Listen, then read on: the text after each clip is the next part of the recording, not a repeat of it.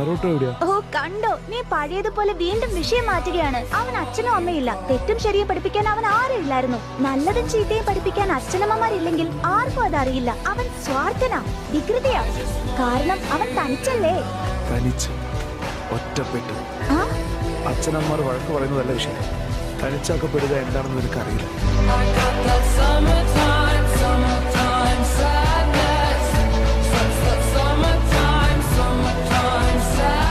നരുട്ടോ, എന്താ ഇത്? നീ ആരാ? എവിടുന്ന് അങ്ങോട്ട് വന്ന? അല്ല, നിനക്ക് എങ്ങനെ എന്റെ പേര് അറിഞ്ഞത്? അത് ശരി, നിനക്കിപ്പോഴും മനസ്സിലായിട്ടില്ല. എന്നാലും നീ ഒന്ന് ഊഹിച്ചു നോക്ക് ഞാൻ ആരാണെന്ന്. നരുട്ടോ, അപ്പോ ആ മിനാട്ടോ എന്നെ കുറിച്ചൊന്നും പറഞ്ഞിരുന്നില്ലേ? വല്ലാത്ത കഷ്ടം തന്നെ. എന്നാ ശരി, ഞാൻ തന്നെ പറയാം. ഞാൻ നിന്റെ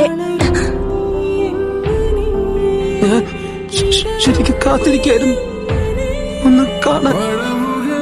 നീ ഇത്ര നേരം എന്താ പറഞ്ഞേ? അമ്മയെ നിനക്ക് ഇപ്പോഴാ മനസ്സിലായതല്ലേ? നിങ്ങൾക്ക് ഇതിനെ കുറിച്ചൊക്കെ അറിയാം. നിങ്ങൾ എങ്ങനെയാ കരുതുന്നേ? നിങ്ങൾ വെറുതെ പറഞ്ഞോണ്ടിരിക്കുക. നിങ്ങൾക്ക് ഇതിനെ കുറിച്ച് ഒന്നും അറിയില്ല. സമാധാനിക്കേ, നീ ഒന്ന് സമാധാനമായി ഇരിക്കാൻ നോക്ക്. നിങ്ങളുടെ ജീവിതത്തിൽ വിലപ്പെട്ട ആൾക്കാരെ ഞാൻ കൊല്ലാൻ വേണ്ടി നിൽക്കുകയായിരുന്നെങ്കിൽ നിങ്ങൾ സ്നേഹിക്കുന്ന എല്ലാവരെയും ഒരു പക്ഷെ ഞാൻ അപ്പ നിങ്ങൾ പറഞ്ഞത് കേട്ടേനെ. കാരണം അപ്പ നിങ്ങൾക്ക് മനസ്സിലാകും എന്റെ മനസ്സിൽ എന്താണെന്ന്. രസകരമായൊരു തിയറിയാണിത്. നീ ഈ പറഞ്ഞ എല്ലാവരും ഇപ്പോൾ കൊല്ലപ്പെട്ടിരിക്കുന്നു.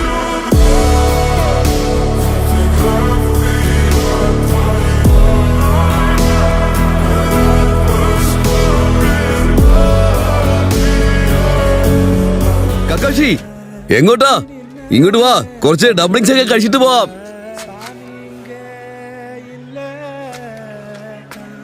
ഇവനിത് എന്ത് പറ്റി?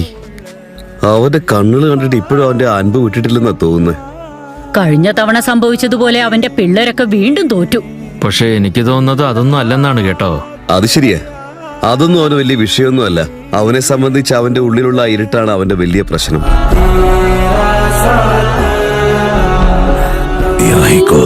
നീയല്ല ഇതിന്റെ ലീഡർ, അതുകൊണ്ട് നീ മരിച്ചേ തീരൂ. എതിർത്താൽ നിനക്ക് പകരം ബലി കഴിക്കുന്നത് ഇവിടെയായിരിക്കും. എടാ, ചുവന്ന തലയാ, അതെടുത്ത് യാഹിക്കോയെ തീർത്തേക്ക്. നീ അത് ചെയ്താൽ നിനക്കും ഇവൾക്കും ഇവിടുന്ന് പോകാം.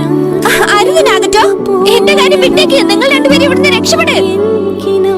നാഗറ്റോ, എന്നെ കൊന്നേക്ക്. അവരെ രണ്ടുപേരും സംരക്ഷിക്കണമെന്ന് മാത്രമേ എനിക്കുള്ളൂ. അതിനുവേണ്ടി എത്ര വേദന സഹിക്കണമെങ്കിലും ഞാൻ സഹിക്കും. വേണ്ട, ചെയ്യരുത്. യാഹി,